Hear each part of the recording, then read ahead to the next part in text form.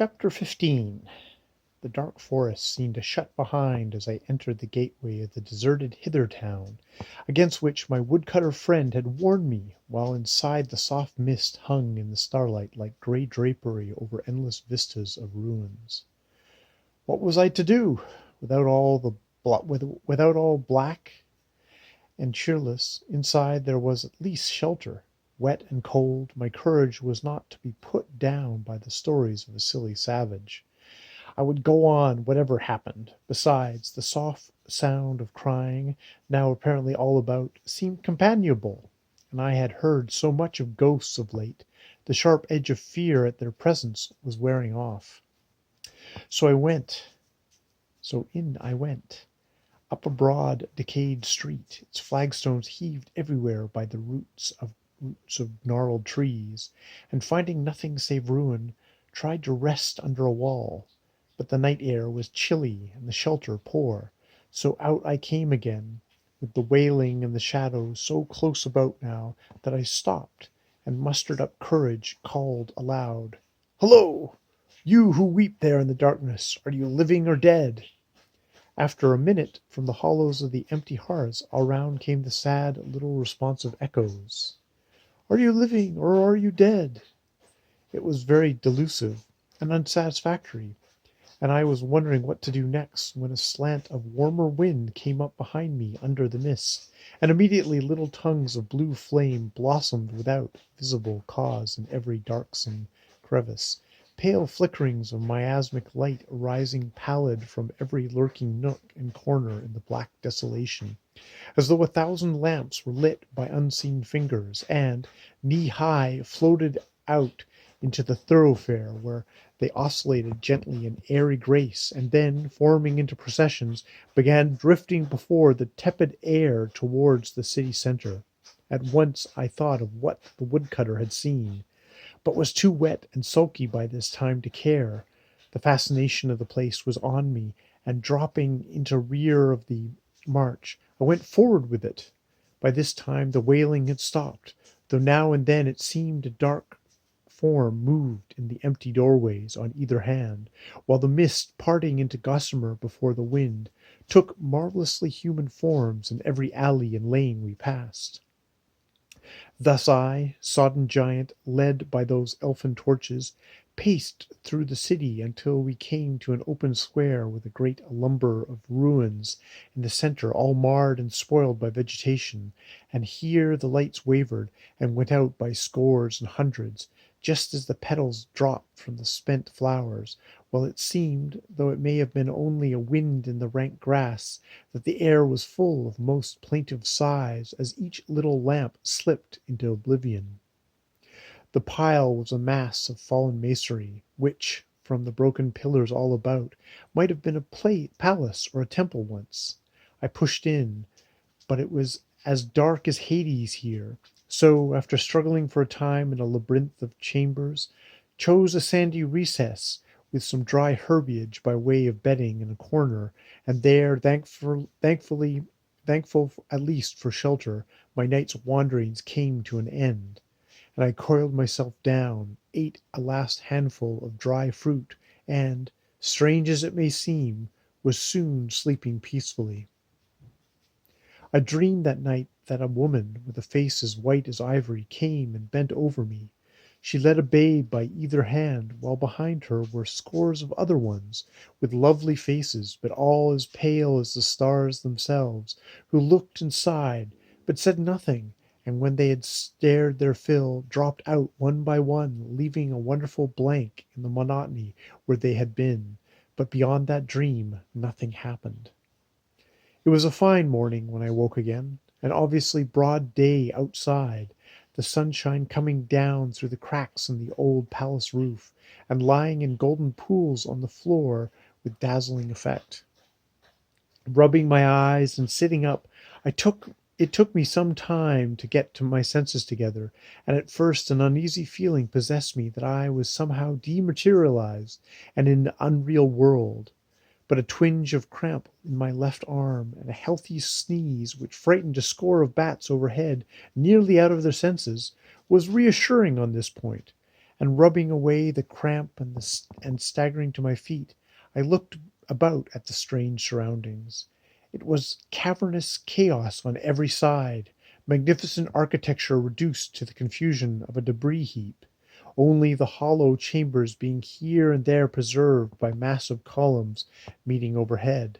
Into these yellow light filtered wherever a rent in a cupola or sidewall admitted it, and allured by vision of corridors one beyond the other, I presently set off on a tour of discovery. 20 minutes' scrambling brought me to a place where the fallen jambs of a fine doorway lay so close together that there was barely room to pass between them. However, seeing light beyond, I squeezed through and found myself in the best preserved chamber of all, a wide, roomy hall with a domed roof, a haze of mural paintings on the wall, and a marble floor nearly hidden in a century of fallen dust. I stumbled over something at the threshold, and picking it up, found it was a baby's skull. And there was more of them, now that my eyes became accustomed to the light. The whole floor was mottled with them, scores and hundreds of bones and those poor little relics of humanity jutting out of the sand everywhere. In the hush of that great dead nursery, the little white trophies seemed inexpressibly pathetic, and I should have turned back reverently from that chamber of forgotten sorrows, but that something caught my eye in the center of it.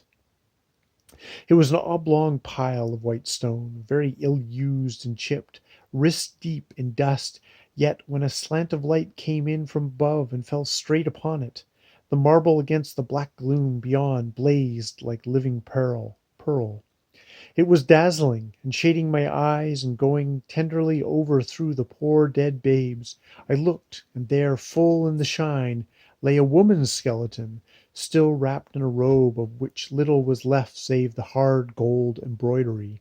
Her brown hair, wonderful to say, still lay like lank dead seaweed about her, and among it was a fillet crown of plain iron set with gems such as I never looked upon before. There were not many, but enough to make the proud simplicity of that circlet glisten like a little band of fire, a gleaming halo on her dead forehead, infinitely fascinating. At her sides were two other little bleached human flowers, and I stood before them for a long time in silent sympathy.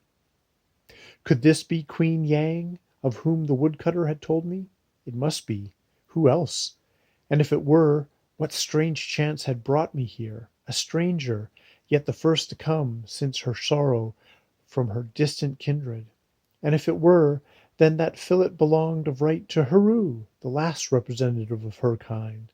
Ought I not to have taken it to her, rather than leave it as a spoil to the first idle thief with pluck enough to deride the mysteries of the haunted city? Long time I thought over it, in the faint, heavy atmosphere of that hall, and then very gently unwound the hair, lifted the circlet, and, scarcely knowing what I did, put it in my shoulder bag.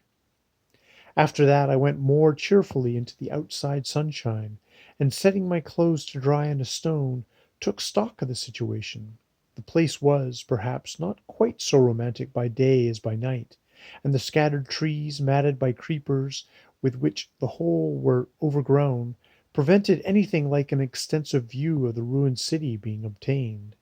But what gave me great satisfaction was to note over these trees to the eastward a two-humped mountain not more than 6 or 7 miles distant, the very one I had mislaid the day before.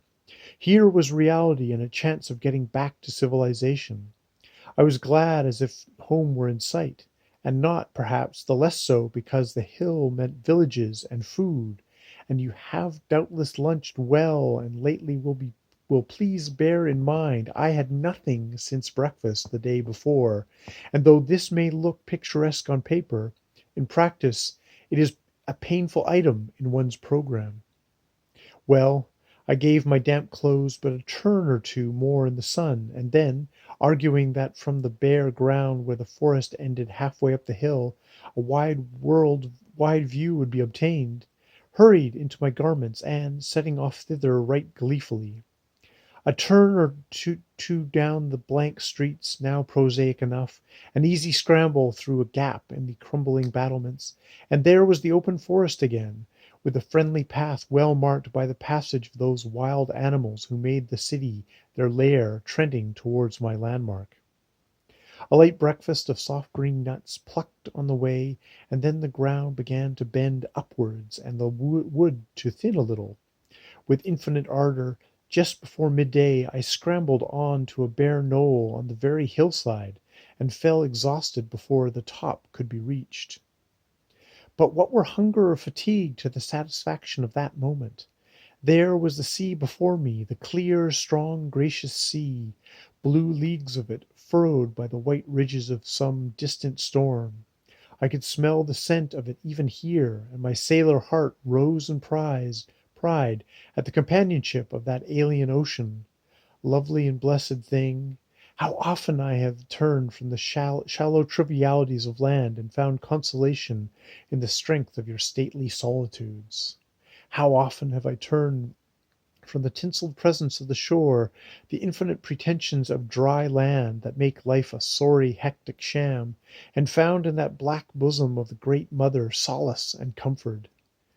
Dear, lovely sea, man, half of every sphere, as far removed in the sequence of your strong emotions from the painted fripperies of the woman, land is pole from pole, the grateful blessing of the humblest of your followers on you. The mere sight of salt water did me good. Heaven knows our separation had not been long, and many an unkind slap has the mother given me in the bygone. Yet the mere sight of her was tonic, a lethe of troubles, a sedative for tired nerves, and I gazed that morning at the illimitable blue, the great unfettered road to everywhere, the ever varied, the immutable, the thing which was before everything and shall be last of all, in an ecstasy of affection.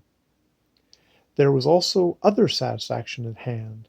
Not a mile away led a well-defined road, doubtless the one spoken of by the woodcutter, and where the track pointed to the seashore the low roofs and circling smoke of a thither township showed.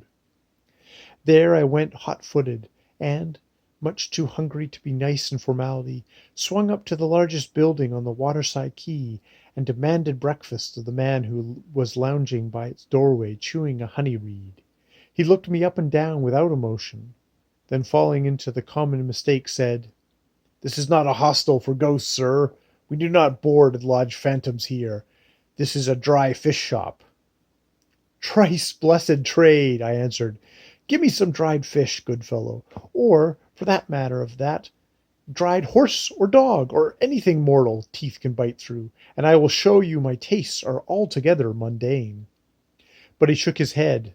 "This is no place for the likes of you, who come, mayhap, from the city of Yang, or some other abode of disembodied spirits. You who come for mischief and pay harborage with mischance. Is it likely you could eat wholesome food?" "Indeed I could, and plenty of it, seeing I have dined and breakfasted along the hedges with the blackbirds this 2 days. Look here, I will pay in advance. Will that get me a meal?" And, whipping out my knife, cut off another of my fast receding coat buttons. The man took it with great interest, as I hoped he would, the yellow metal being apparently a very scarce commodity in his part of the planet. "Gold?" he asked. "Well, ahem! I forgot to ask the man who sewed them on for me what they were exactly, but it looks like gold, doesn't it?" "Yes," he answered, turning it to and fro admiringly in his hand. "You are the first ghost I ever knew to pay in advance, and plenty of them go to and fro through here. Such a pretty thing is well worth a meal, if, indeed, you can have stomach of our rough fare. Here, you women within," he called to the lady whom I presume was his wife. "Here is a gentleman from the nether regions who wants some breakfast and is paid in advance. Give him some of your best, for he is paid well." "And what," said the female voice from inside, "what if I refuse to serve another of these plaguy wanderers you are always foisting upon me?" "Don't mind her tongue, sir. It's the worst part of her, though she is a mighty proud of it. Go in and see Go in, and she will see you do not come out hungry." And the thither man returned calmly to his honey stick. "Come on, you soul within a man's stomach," growled the woman, too hungry to be particular about the tone of invitation. I strode into the parlor of that strange refreshment place. The woman was the first I had seen of the outer race, and better than might have been expected in appearance. Big, strong, and ruddy, she was a mental shock after the slender slips of girlhood on the far side of the water, half a dozen of whom she could have carried off without effort in her long arms. Yet there was about her the credentials of rough health, the dignity of muscle, an upright carriage, an animal grace of movement, and withal a comely though strong-featured face, which pleased me at once, and later on I had great cause to remember her with gratitude. She eyed me sulkily for a minute, then her frown gradually softened, and the instinctive love of the woman for the supernatural mastered her other feelings. "Is that how you looked in the other world?" she asked. "Yes, exactly, cap to boots. What do you think of the attire, madam?" "Not much," replied the good woman frankly. "It could not have been becoming even when new, and you appear as though you have taken a muddy road since then. What did you die of?" "I will tell you so much as this, madam, that what I am like to die of now is hunger, plain unvarnished hunger. So, in heaven's name, get out what you have, and let me fall to, for my last meal was yesterday morning." Whereat, with a shrug of her shoulders at the eccentricities of netherfolk, the woman went to the rear of the house, and presently came back with a meal which showed her husband had done scant justice to the establishment by calling it a dry fish shop. It is true, fish supplied the staple of the repast, as was inevitable in a seaport, but like all Martian fish, it was of ambrosial kind, with a savour about it of wine and sunshine, such as no fish on our side of the space can boast of.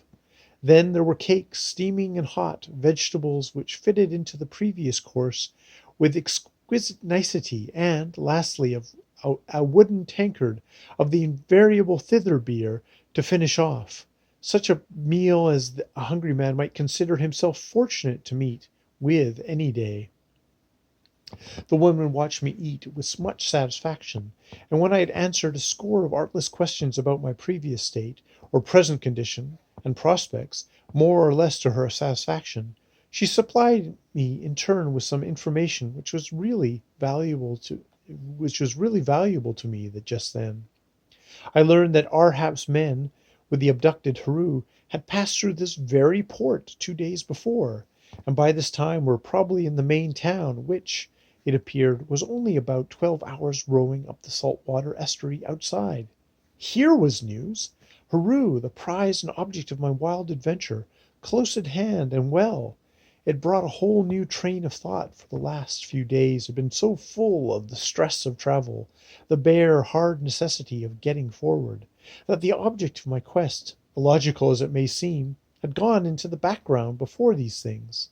And here, again, as I finished the last cake and drank down to the bottom of the ale tankard, the extreme folly of the adventure came upon me, the madness of venturing single-handed into the den of the Wood King. What had I hoped for? What chance, however remote, was there of successfully wresting that blooming prize from the arms of her captor? Force was out of the question. Stealth was utterly impracticable. As for cajolery, apparently the sole remaining means of winning her back the princess, why, one might as well try to persuasion of a penny flute upon a hungry eagle as seek to rouse Arhap's sympathies for bereaved Hath in that way. Surely to go forward would mean my own certain destruction, with no advantage, no help to Haru. And if I were ever to turn back or stop in the idle quest, here was the place and time. My hither friends were behind the sea, to them I could return before it was too late, and here were the rough but honest thither folk, who would doubtless let me live amongst them, if that was to be my fate. One or other alternatives were better than going to torture and death. "You seem to take the fate of that hither girl of yours mightily to heart, stranger," quoth my hostess, with a touch of feminine jealousy, as she watched my hesitation. "Do you know anything of her?" "Yes," I answered gloomily. I have seen her once or twice away in Seth. Ah, that reminds me. When they brought her up here from the boats to dry her wet clothes, she cried and called in her grief for just such one as you, saying he alone who had struck down our men at her feast could rescue her. What? Haru here in this room but yesterday? How did she look? Was she hurt? How had they treated her? My eagerness gave me away. The woman looked at me through her half-shut eyes a space, and then said, "Oh, sits the wind in that quarter? So you can love as well as eat. I must say you are well conditioned for a spirit." I got up and walked about the room for a space, then, feeling very friendless, and knowing no woman was ever born who was not interested in another woman's loves, I boldly drew my hostess aside and told her about Haru, and that I was in pursuit of her, dwelling on the girl's gentle helplessness, my own hare-brained adventure, and frankly asking what sort of sovereign Arhap was, what the customs of his court might be, and whether any and whether she could suggest any means, temporal or spiritual, by which he might be moved to give back Haru to her kindred. Nor was my confidence misplaced. The woman, as I guessed, was touched somewhat back in her female heart by my melting love tale, and by my anxiety and Haru's peril. Besides a ghost in the search of a fair lady, and such a slender folk of Seth were still considered to be by the race which had supplanted them. This was romance indeed. To be brief, that good woman proved invaluable. She told me, firstly, that Arhap was believed to be away at war, weekending, as it was his custom, amongst rebellious tribes, and by staring at once up the water I should probably get to the town before he did. Secondly, she thought if I kept clear of private brawls, there was little chance of my receiving injury from the people at all events, as they were accustomed to strange visitors, and civil enough until they were fired by war. Sickle cold, sword hot, was one of their proverbs, meaning thereby that in peaceful times they were lambs, however lion-like they might be in the contest. This was reassuring, but as to recovering the lady, that was another matter over which the good woman shook her head. It was an ill coming between Arhap and his tribute, she said. Still, if I wanted to see Haru once again, this was my opportunity. For the rest, that chance which often favors the enamored must be my help. Briefly, though I should probably have gone forward in any case out of sheer obstinacy, had it been to certain destruction, this better aspect of the situation hastened my resolution. I thanked the woman for her help, and then the man outside was called in to advise as to the best and speediest way of getting within earshot of his hairy sovereignty, the monarch of Thitherland.